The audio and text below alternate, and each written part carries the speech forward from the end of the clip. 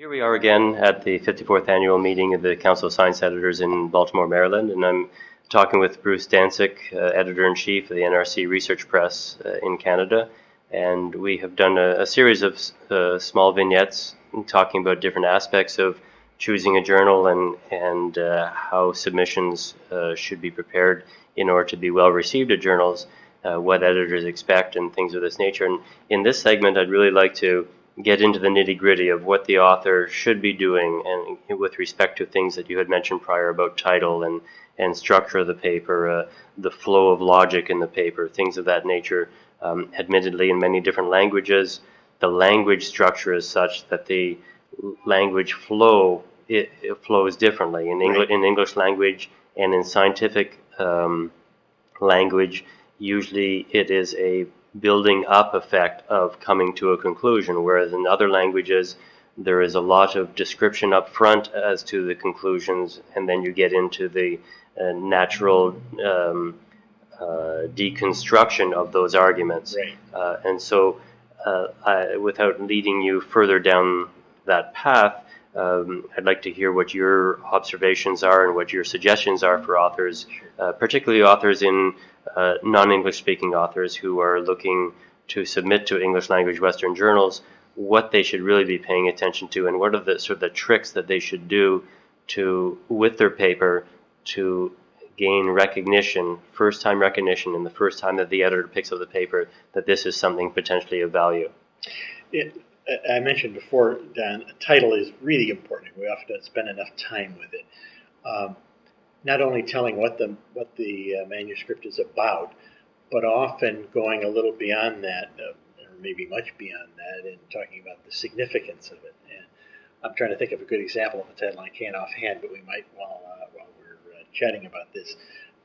Some papers that just catch your eye because of that title, and it's often a bit of a not a trick. That's maybe too strong. Do you have an opinion here? And it's something that I find creeping up, Sure. Only in the media, but also in papers, as to whether the title is a narrative that describes the results, or is the title a question that points to the results, or is the title just a plain narrative of what the content of the paper is, or something else? Do you have an opinion of that?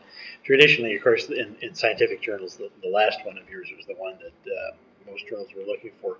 But today I'm finding, again, because of the flow of manuscripts, we're trying to find things that are exciting for our journal, things that catch readers' eyes too, and that have interest to readers. And so often that catchy title, the one that asks a question, the one that looks at some bigger issue in science, in evolution, in whatever, is going to attract the attention of the editor. Then the one that we often overlook, the abstract. Abstracts are often written late with very little time spent doing it, and we're foolish to do that because sometimes that's the only thing that a reader will read, for one thing. And so if you want to attract attention to your work for the reader, this is a key piece of the puzzle. Will they even bother looking at your paper, finding out exactly what you did if they weren't attracted to what you said in the abstract? So work on the abstracts carefully. And then that old, is it IMRAD? Introduction, Materials and Methods, Results, and Discussion outline is still generally used in most scientific journals. Not all, but most of them. And readers and editors are expecting to see things in that kind of a flow. And they're also expecting in an abstract that they're going to get a hint of or a quick summary of those kinds of things. What's the study about? Is it about, if it's about a species, where were the collections made? Are these all over the world, or are they in just one area? Are we talking about a small sample? Are we talking about a big sample? Whatever. Those kinds of questions. Many times an author is caught, how do I put all the results of the paper in 250 words of the abstract? And so what are your thoughts about how comprehensive the abstract actually has to be about the actual results of the paper? And there's many types of forms of abstracts. There's a structured abstract and there's a narrative abstract. Right. And different journals have different styles and requests in this regard. But as per the actual content of the abstract, how totally inclusive of the results of the paper do you feel it needs to be? What is the role of the abstract in the paper? Yeah, again, my view is that the abstract is to attract the attention, tell you roughly what the paper is about.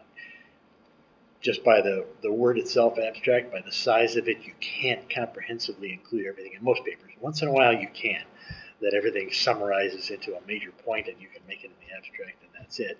And then everybody wants to read about all the details about it.